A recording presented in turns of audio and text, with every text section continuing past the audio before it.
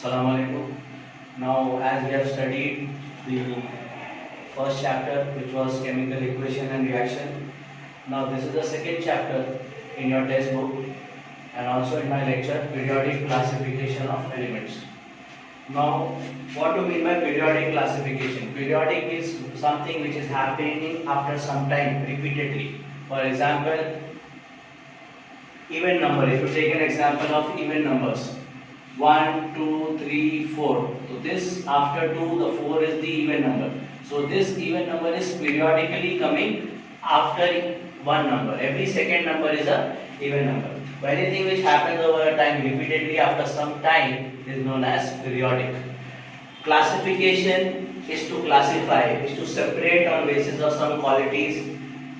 Now there are two things. What do you mean by classification? So classification is separating on the basis of some qualities, some properties. And what is the importance of classification? To make anything easier, you need to classify. For example, you have a group of human beings. So you can classify them as women, men and children. So now the whole lot of human beings is being classified and you can denote them or you can identify them easily. So whenever you want to make the identification easier, you classify the things.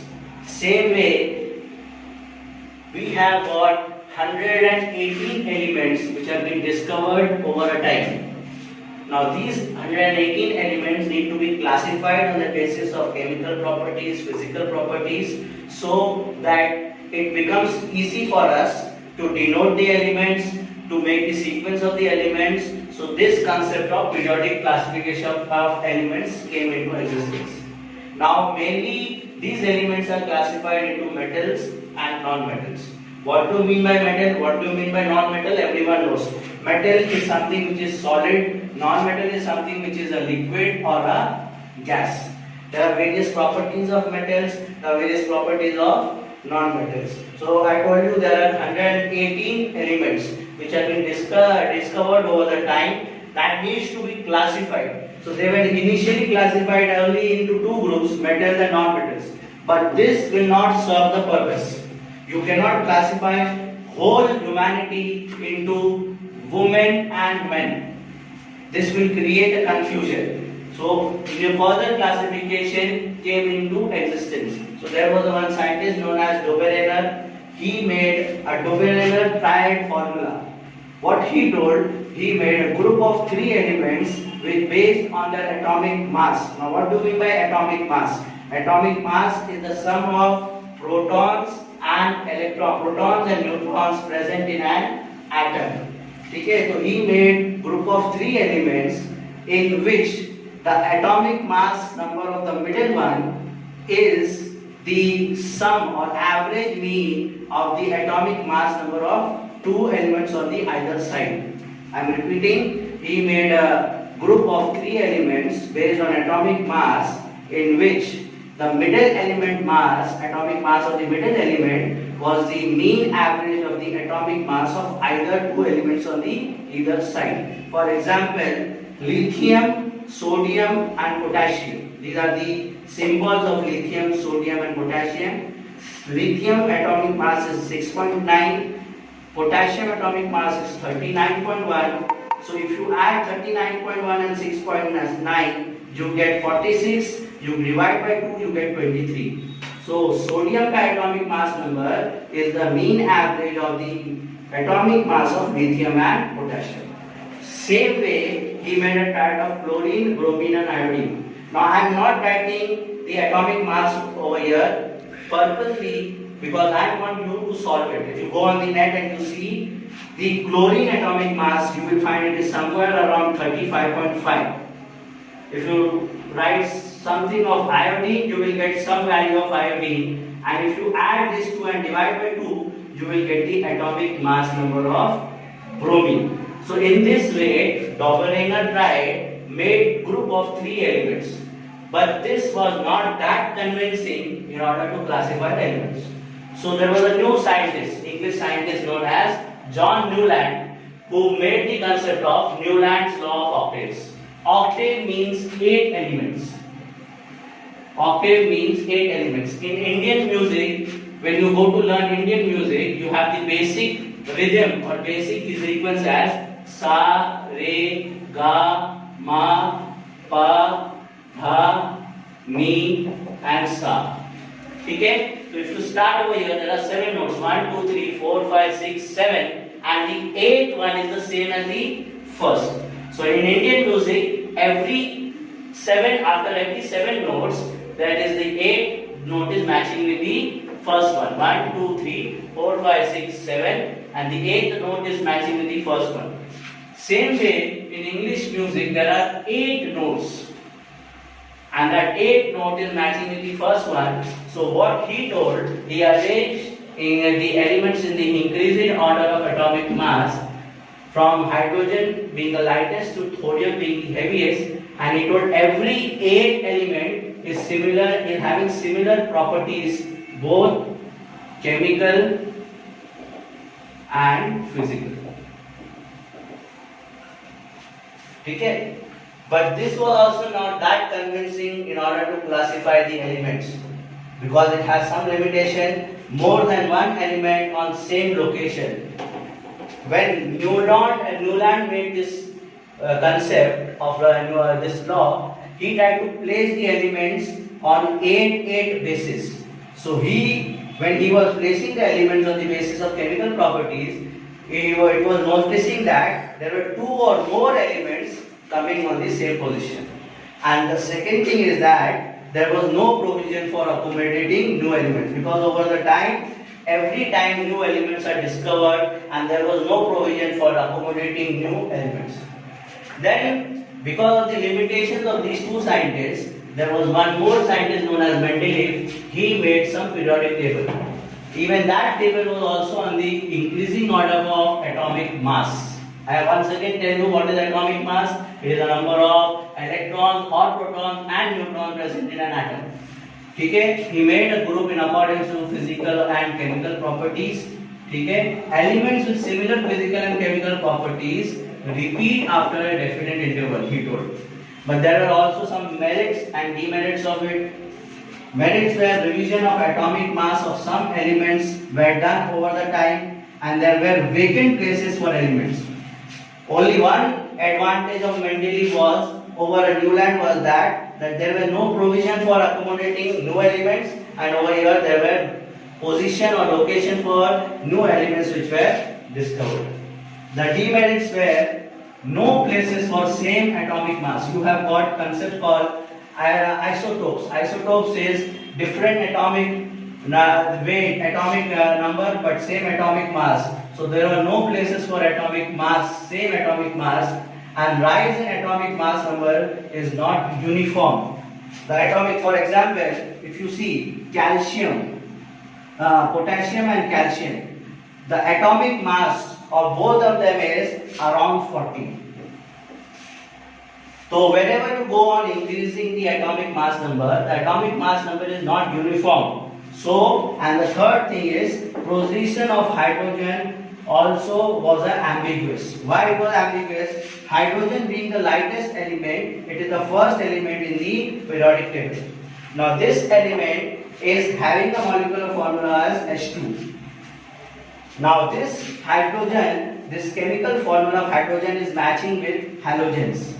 What is halogens? Halogen is chlorine, which is having the molecular formula as Cl2. Fluorine, it is having the molecular formula as F2. Okay? So this hydrogen is having molecular formula which is similar to chlorine, fluorine or halogens. So the position of hydrogen was also becoming ambiguous as to where to place it.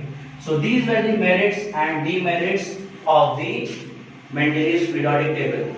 Again, to summarize on the concept, what is classification? Classification is separating on basis of some data to make the data easy, and to make the data easy, this is classification. Why? What is the importance? Importance of classification is to make any data very easy for us to study, to memorize and to understand.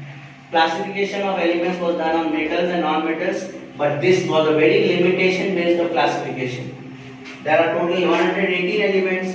Dobereiner tried. He made a group of 3 elements based on atomic mass, in which the middle atomic mass number of the element is the sum average mean of the two atomic mass on the either side. Sum average of the elements on the two either side. I gave you an example to solve this: chlorine, bromine and iodine. I want you to write the atomic mass number of chlorine, which I have written. Write down the iodine atomic mass number. Add both of them, divide by 2, that will be the atomic mass number of bromine. But this was not that convincing, so there was a new scientist called Newland's law of octet. He told that he arranged the elements in increasing order of atomic mass, from hydrogen being the lightest to thorium being the heaviest. He told every 8 element is having similar properties, both chemical and physical. But there are some limitations. What was the limitation? More than one element on same location and no provision for accommodating new elements. Then to overcome these limitations, Mendeleev periodic table was finalized or was discovered. He also arranged the elements in increasing order of atomic mass number in accordance to physical and chemical properties. Elements with same chemical and physical properties repeat after a definite interval. That was also convincing, but these are the merits and demerits. In your exam it can be asked what is the merits and demerits of Mendeleev periodic table. So basically there are 2 merits and 3 demerits. Revision of some atomic mass of some elements, this was the merit. Vacant places for some elements. Demerits: no places for same atomic mass and rise in atomic mass number is not uniform, and position of hydrogen was becoming ambiguous according to this Mendeleev periodic table. Now to overcome all this, a modern periodic table was discovered. That will be covered in the next video. Jazakumullahu khair. Now again continuing this chapter, periodic classification of element. In the previous video you have seen there were 3 scientists. One was Dobereiner, second was Newland, and the third was Mendeleev. There were some limitations of the classification of the periodic classification of elements. Now I told you, in order to come over all the limitations, now modern periodic table was defined or was discovered or was tabulated. Now what was the first concept? The concept of atomic number came into existence. Now what is atomic number? Atomic number is denoted by letter Z, and it is the number of electrons or protons. Initially all the 3 scientists were dealing with atomic mass number. Hope you have remembered. Atomic mass number. Now the variation in this modern periodic table was the atomic mass was removed and the classification was done on the basis of atomic number. This is the first what you call a change which was there in the modern periodic table. Now again, as in the earlier, all the tabulation or the classification was done on the basis of increasing atomic mass. Same way over here, it is increasing order of atomic number. Now in order to summarize the modern periodic table, there were 7 rows. Rows means horizontal. 1, 2, 3, 4, 5, 6, 7 rows, and which are called as period. As it is periodic classification, it is period. And 18 columns. 18 columns means vertical lines. 18 columns which are defined as group. So in modern periodic table, there are 7 what we call periods, 18 groups, and there are 2 periods in the lower, which is known as F block or lanthanide series. Now whole periodic table, these 118 elements are being bifurcated or tabulated in 7 periods and 18 groups, and is being divided into 4 blocks. The whole periodic table is divided into 4 blocks, S, P, D, F. Now what is S block? It is the first and second group. First and second group elements. The first element is hydrogen, the second is helium.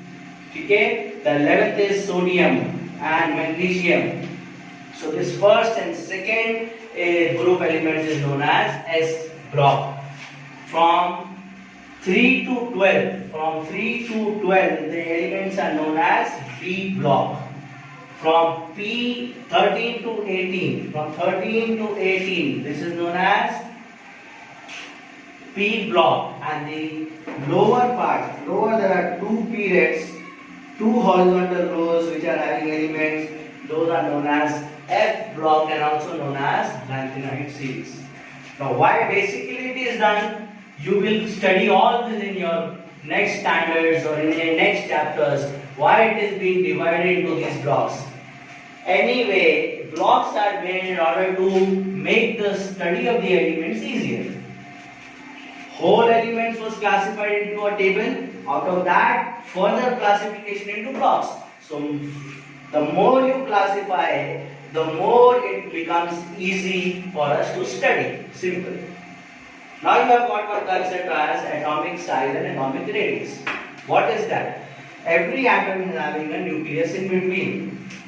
Every atom has got a nucleus in between where there are protons present and neutrons present. Okay? And electrons are rotating around the fixed part or on the orbits around the nucleus. So atomic size or atomic radius is the radius from the center of the nucleus to the last orbit, and the size of that atom is the atomic size. The more the radius, the more is the atomic size. For example, hydrogen. What is the atomic number of hydrogen? It is 1. Okay, so it will have 1 electron. Same way, sodium. What is the atomic number is? 11. So it will have 1 nucleus, 2 electrons, 8 electrons,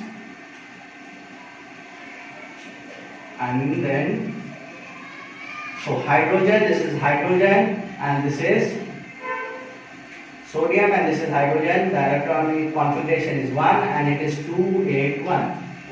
So here you can see the radius is more. The radius is more, therefore the size is big. Here the radius is less, therefore the size is small. So what is atomic radius? Atomic radius is the distance of the last orbit from the center of the nucleus. And what is atomic size? It is the size of the atom involving the nucleus and all the orbits. So as the atomic number increases, the atomic radius will also increase and atomic size will also increase. So this is atomic size and atomic radius. Then you have got a concept called valency. Now before that, valency is very helpful. Valency is the number of electrons present in the, or number of electrons shared, donated or given in order to form a compound. This is studied in your 9th standard and 8th standard. What is valency? Okay. Now summarizing the whole periodic table, if this is the periodic table which contains 18 groups and 7 periods, I am summarizing on the basis of atomic radius and electronegativity. Moreover, if you see, as you go towards the right of the periodic table, metals are mainly concentrated on left side and right side it is non-metals. So same way, as you go towards the right, increasing electronegativity and non-metallic nature means non-metals are present mostly on the right hand side and metals are placed most on the left hand side. Now you call decreasing atomic radius. How is that possible? I told you as the atomic number increases, the atomic radius also increases. But you see, sodium and magnesium, this is having an electronic configuration of 2, 8 and 1. This is having an electronic configuration of 2, 8 and 2. How many orbits? 1, 2, 3. How many orbits? 1, 2, 3. Both are having 3 orbits. But 3 orbits means the radius will be same. But as the number of electron increases, the number of proton also increases. So these protons will what you call attract the negative particles, so that will bring about a shrinkage in the atomic radius. So as the number of orbits remains same, but the positive nature or positive content increases, so that brings about the shrinkage in the atomic radius. Therefore, the atomic radius decreases when you go across the table from left to right. Same way, atomic radius increases when you go from top to bottom, because if you see over here, hydrogen, if you see like this, I am moving from top to bottom, hydrogen is having only one orbit. one orbit or one shell, and sodium is having how many? 1, 2, 3 shell. So atomic, this is what you call atomic radius is increasing when you go from top to bottom. Hope it is clear. Again I am repeating. Atomic radius or atomic size decreases. Why? Because number of orbit shell remains same, and as the electron increases, same way the proton also increases, and that proton brings about a shrinkage by attacking the electrons. So as it brings about the shrinkage, the atomic radius decreases on a very minute level. But as you go from top to bottom, the number of shell increases. As you see, hydrogen is having only one shell. Sodium is having 3 shells. So atomic size increases as you go from top to bottom. This will be very clearly specified in my notes which I gave after 2-3 days. You get a note wherein all these points will be covered. Now, electronegativity, I told you, when you go from left to right, metals are mainly concentrated over here and non-metals are mainly concentrated over here. And as you go down, decreasing electronegativity, matlab non-metal will be there over here, and if you go down, it will become metals.